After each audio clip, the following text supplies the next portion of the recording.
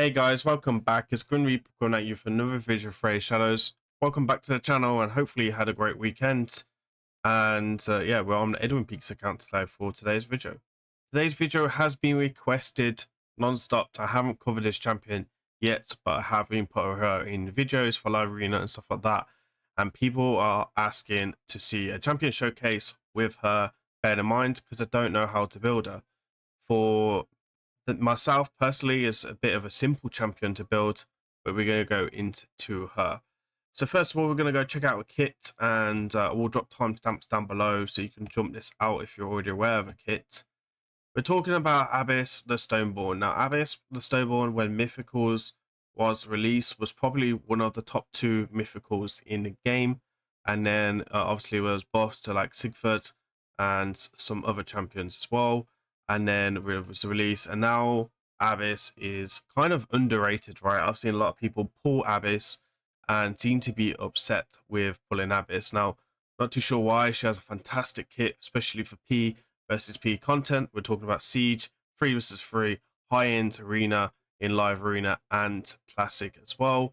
And could definitely do you some tricks, especially offensively and defensively for classic arena platinum push as well.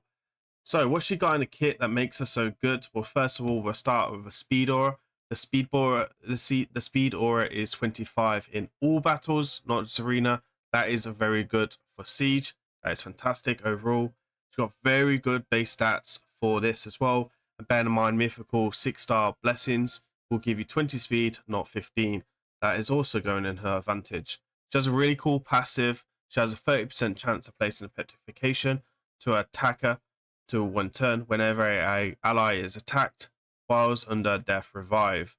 That's why the death revive is so key to this champion. Obviously, we have a metamorph, and then we will fill this champion's turn meter by all allies by 30, which is huge. It's like arbiter, and places a 50% increase attack and a 50% increase accuracy buff on all allies. Now, you can build her with very low accuracy and she will increase her own accuracy, which is fantastic, and also giving you a big turn to boost. And with today's meta in live arena, when it's all about speed, this is a fantastic champion for that. She removes all buffs from all enemies, increases the duration of all buffs by 1 turn. It's kind of a looked, it's undervalued, that ability. Then places a revive on death on all allies for 2 turns. It could be really good against Narcissus, especially if you're trying to run in a Sigford. I've used this a few times, protecting Sigford on this account, and then we were able to revive and then leave a Narcissus with nothing to do because his A2 is finished, right? So a great ability there. And then she has a nice AoE on A1 as well, so she attacks all enemies, has a 40% chance ignoring 20% resistance, which again is another reason why you don't have to worry about so much accuracy on her, because she ignores resistance and increases her accuracy and increases the duration of accuracy to a 3 turn on a 2 turn cooldown, which is fantastic. And then again, this will be on an enemy for 1 turn. This is the one of the few abilities that can actually land on Narcissus to stop him doing his A2. You can't stun him or anything like that, but you can land locked up to skills, which is fantastic. And again, a bit underrated for itself. So what does she have in a second form? Not just the first form is fantastic, their second form is also fantastic as well. So she looks really, really cool. So we'll start with a passive ability. Whenever attacked, places a decrease speed on them for 2 turns, occurs once per turn. Also decreases the damage taken by all allies by 20%. This champion will receive the damage instead. If she's under stone skin, that's perfectly fine. So she will place 2 continuous heals on all allies. Then she will place a taunt, so basically no one else can be targeted other than her. This is fantastic against Rhodas, and also places a stone skin buff for 1 turn. Now, unfortunately, player room didn't think about this ability because lasting gifts can give you a 30% chance to increase the stone skin to a 2 turn, which is so potent when it does happen. It's a 30% chance, so it's quite high and it's going to happen quite regularly. She'll attack all enemies. She'll place a leech debuff and a HP burn on for 2 turns. This is a fantastic ability for like Hydra and stuff like that as well, which is generally very quite useful. And it's quite more of a Hydra side, and also it can be a PvP as well, especially this ability. These two abilities are more of like a Hydra side. So attack one enemy, decreases the target turn meter by 30%. This is so underrated. You can also take lasting gifts on her kit as well for a little bit more. And then she'll place a continuous heal buff on a champion for 1 turn. Also places a continuous heal on all allies with the lowest HP for this champion for 1 turn. So this is a fantastic kit overall. Let's go and take her into arena, and we'll show you what she can do in the right team setups. Right, so let's go ahead. Let's take her into arena. So we'll talk about the team that we put together for this. ARBAIS is in the lead, obviously, for Speed Aura, the turn meter boost.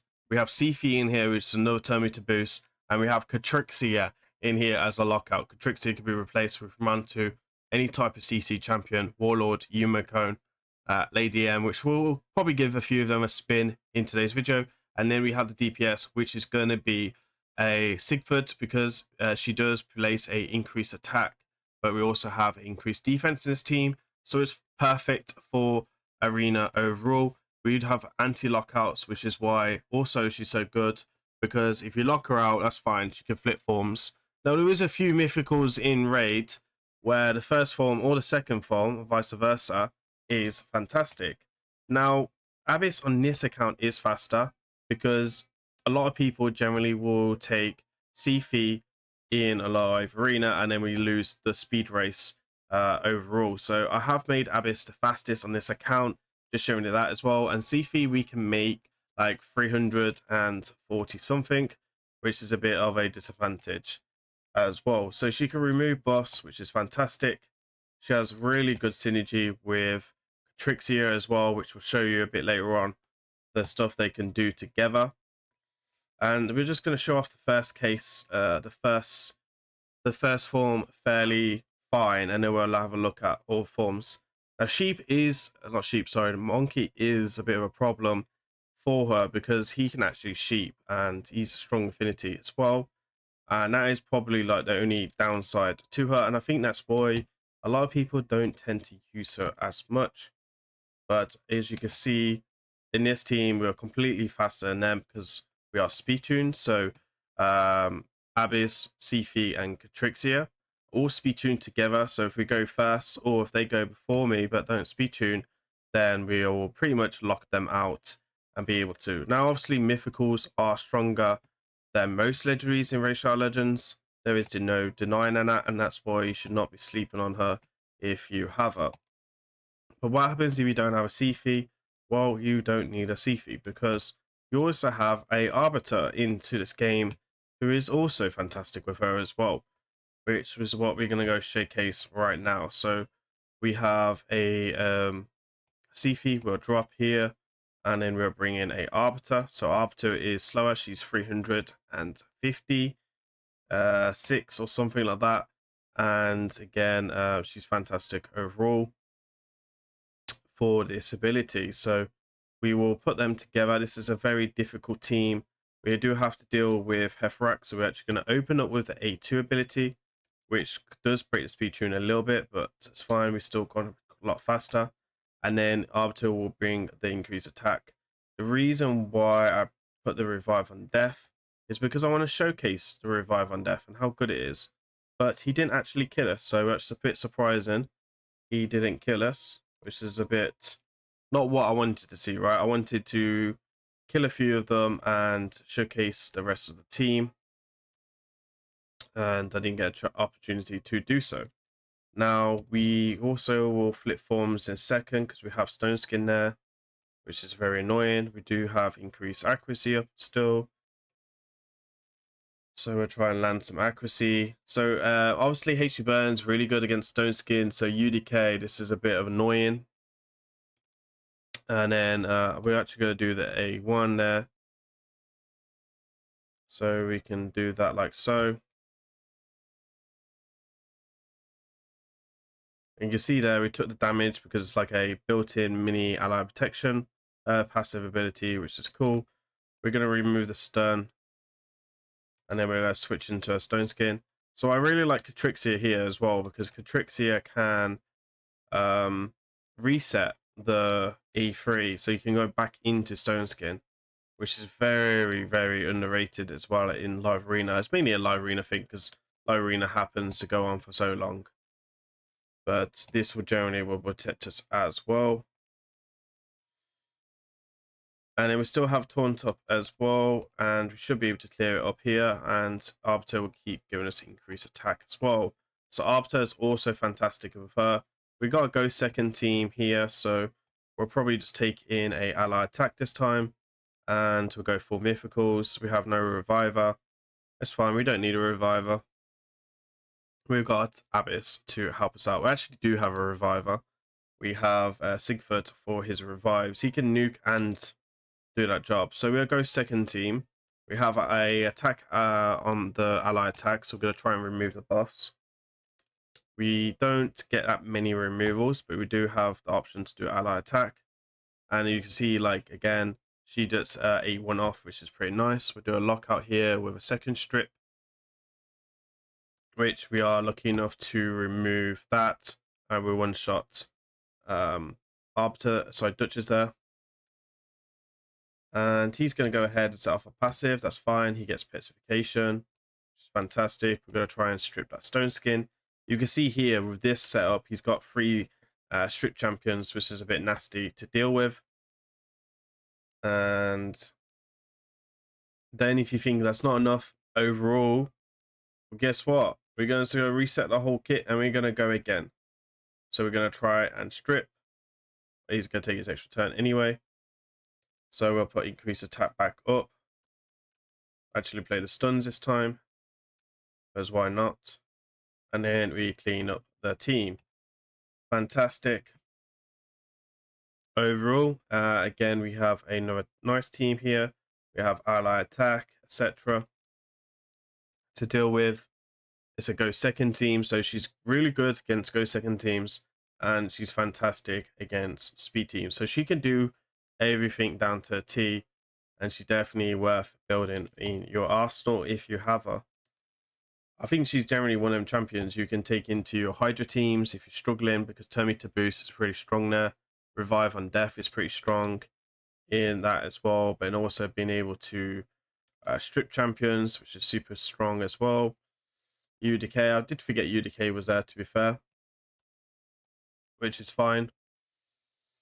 We just lost that, so it's cool. We'll play the stuns then, so we can try and keep them on lockdown. We get sheeped, that's fine. Sheepy. We like being sheeped. We play the block buffs, which is fantastic. You can see there that the petrification came and play there, which really does help slow them down. And then we're gonna look for a Rhodas in a minute, because like ARBAIS's E3 on the second form is like I suppose like a UDK ability, right? Where he's just basically locking down single targets. And it's so strong against single target nukers that only Monkey really is a problem, because he has a chance to sheep. That's the only reason why he's a problem for that. So let's have a look for a UDK. Sorry, for a Rhodas. We should be able to find a Rhodas somewhere. Rhodas. Okay, so we have Georgie. We can take on Georgie here as well. Drop her, go back on Sifi. We'll go with a different nuker, which will be in Harmony. So we're not always just slapping cheeks with one of the strongest mythicals in the game. And we'll kind of show you guys something different. Now, we might weak it on Armad here. If we weak it, that could potentially put us into a bit of trouble. So hopefully we don't weak it, and we don't. So we should be generally fine. We'll play the petrification, sorry, the revive on death, which will allow us to petrification team. We see a Georgie, we see a Sifi, etc. We'll take out the Sifi there, and we'll come in and wipe the whole team. So you see there, if you have the Revive on Death, this is also another fantastic option to use her. Now, I want to showcase the second form a bit more. So I'm going to look for the right team to kind of showcase that to you guys, so you can kind of see it in action. Okay, here's a Rhodus. We have the pig, etc. in here. And then the pig potentially could steal the stone skin, which would be a bit annoying. So we'll take in Harmony still. And just kind of show you this. And then we'll go through masteries, etc. Now there is another way you can kind of build a with masteries, which we'll show you shortly. So we're going to start with increased speed. I was meant to do the A2 there, but I slipped with my fingers, which is brilliant. That's what you really want to see. And Mr. Monkey Stern slipped again. He slipped twice in the same match. That's fine. It gives him a chance to beat us. We'll put the A2 up because we don't want to waste the lockout. And then we're going to switch to forms. We're going to do the stone skin. Now we only get stone skin for one turn, which is fine. You know, it is what it is. But no one can do anything because they're completely locked out. Now I can kill Brodus here, but I'm actually going to try and set off his passive ability with the revive here once he comes in.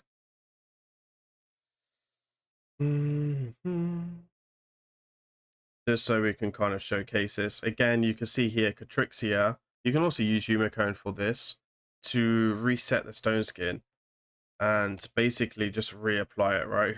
Which is super, super toxic when you fight Itra in the live arena. It's more of a live arena thing, but it's something definitely don't sleep on if you have these two champions.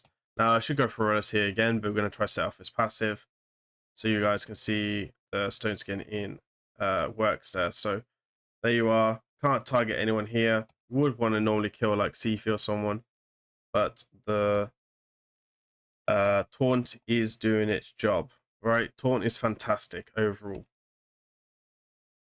And then we can probably look at something a bit different. Okay, so we have a really strong team here. Could potentially cause a bit of an option. So I'm actually going to drop Catrixia and we'll bring in our Armance, who does have a slightly better speed aura, so we'll do that as well. And this very team is very similar, except from we're running ARBAIS, right? And he's got UDK, so we will do the increased speed, so determined ability with increased accuracy. Now, most UDKs are built with high accuracy. Now we just give Armance 300 extra accuracy because it's got 636 accuracy. So then it gives him 945 or something like that. So we're going to do that ability. And we get sheeped, which is fantastic. That's really what we want to see in a showcase. We're going to go after Sifi. We're going to get Sifi. Unfortunately, we can't remove sheep. So we'll go ahead and do what we can here. Armance is back in the game, but he's fully locked out, which is fine. She's going to do her ability. I'm actually going to play the A3 this time because we do have Armance who's going to have a sheep ability ready. So I'm hoping, I'm not tried testing that to see if we can divert his sheep in any way, if we can't kill him there. Yeah, so the sheep goes onto her. So you can also sacrifice her against Armance. That's really, really cool. And then you can do that. And then this is when the problem becomes. This has only happened because we got sheeped on our Armance. We could have took in Catrixia, but that is a bit of a bummer. We're going to have to bring Armance back. And he's still got no abilities. We'll try and rescue this. No. The other Armance is in control. I think we're going to kill him there. This might be over, though. This might be over. Because we're just lost in Harmony as well. Yep, there we are. Oh, okay, we're still up. We're still up. I don't want to give him the victory. Can we pull this back? Run, my boy, run. Okay, we'll sheep him, which will slow him down. And now we can start sleeping in harmony when we need to. Try and lock her out. We got 2 turns before we can revive. We can stun her. Or drop her turn meter at least. We don't get a weak hit. And now it's just all about overlapping and bringing us back. So it was actually our Armads nearly lost us, and then it's our Armads who brings us back. Do that ability. And then we'll drop turn meter. So Armads and Abyss as well, really, really solid together because they can drop turn meter, increase turn meter, and do all types of shenanigans together as well.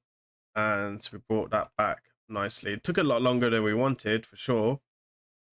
Now, the ability here is actually really good against Taurus as well, actually, with his A2 ability.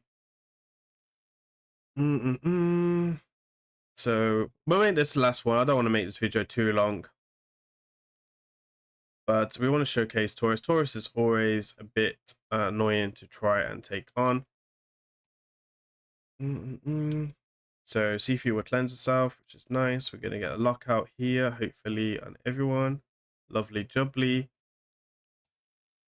We'll go for Lady M. We hit into reaction. That's fine. We'll put revive on death just in case Taurus is looking a bit funky.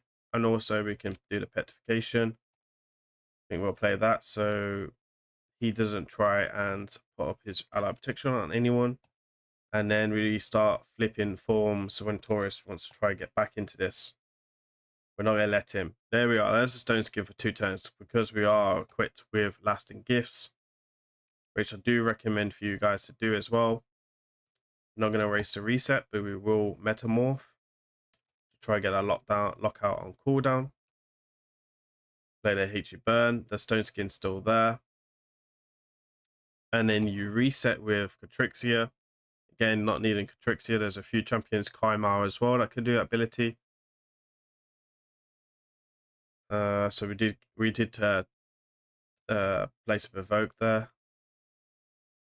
And then we can go ahead. And again, continuous heals. You can see how many buffs here on our champions. It's pretty amazing to see.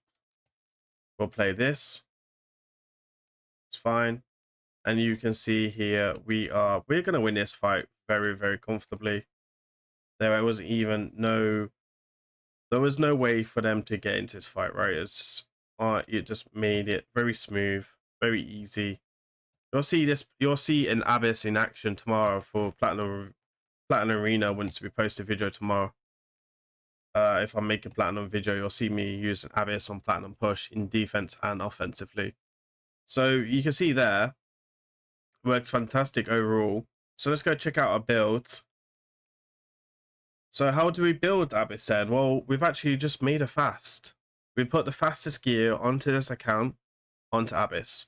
Now, Abyss is 413 right now, if I'm not mistaken. Sorry, 409, can be 413, more or less. And if he's lucky enough to get the 6-star blessing, it is a +2 as well, which gives us 10 speed extra, which is overall. And the Sifi can only get to like 396 or something on this account. This is why we made the Abyss faster than Sifi overall. And again, Sifi also gets picked. This is more specifically targeted at Gold 4 Live Arena. So you can see here we've got really good survivability stats, which is a bonus. The main thing you want to focus on is speed as much as possible, pump much as possible into her, and then you can prioritize accuracy as well. So she has increased accuracy, which doesn't fuss me too much because a 5-star blessing would bring a extra 90 accuracy, which would then take me up quite a bit. And then you probably need like 400 overall, which would be like the perfect amount for her for a passive ability. That's just a bonus. I'm mainly prioritizing that. So we're just looking for the fastest gear. We have protection accessories, which we have then been able to add more speed to her. Now, blessings, you can run Fierce of Presence, which is the main one I would recommend if you're going to build her the fastest. If you're going to build someone else faster, like Sifi, for example, or Arbiter, or whoever before her, and you have a blessing, you can take Sheep. I think Sheep is more effective when they're going to go before you and then try to do like a Trixia or Chaos Dad to try to lock you out. And I think then the Sheep might have the superior. So if you run Sheep, then make sure you're running Fiercer Presence, because if you're running a other faster champion with you, then you probably already got Tiny Intervention and Cycle of Revenge on your other champions. Then you can go Fearsome Presence for the Sheep as well, which is generally quite good and quite consistent. These are the masteries we've gone through her. So we've gone for damage reduction. I've gone for a little bit of accuracy, Law of Steel. Could have gone an Evil Eye as well, which would give me a 5% turn meter. But I actually wanted to come in for the lasting gifts. So I was in between Law of Steel or Evil Eye, and I did want that little bit more speed. I think it gives you like 2 speed, which could be the difference. Cycle of Magic, and then Tiny Intervention here as well. And that is generally where you can go. Maybe even go Eagle Eye if you want it for the extra accuracy for the E. But it's basically just for the passive ability on her first form, right? The Petrification. You don't really care about the HE burns and the leech in her second form. But again, you do have turn meter drop here, which I think with 200 accuracy, 280 accuracy plus accuracy up is quite good with just against nukers in general. So there is my champion showcase for ARBAIS, the Stone Fawn, or however I'm trying to pronounce that. And I think this is a fantastic champion. So if you got her, please do not sleep on her. She is so good, and it's underrated. You can see her rankings here are just like so good as well. You got her in Dragon. You've got solid in arena. You've got solid in Hydra.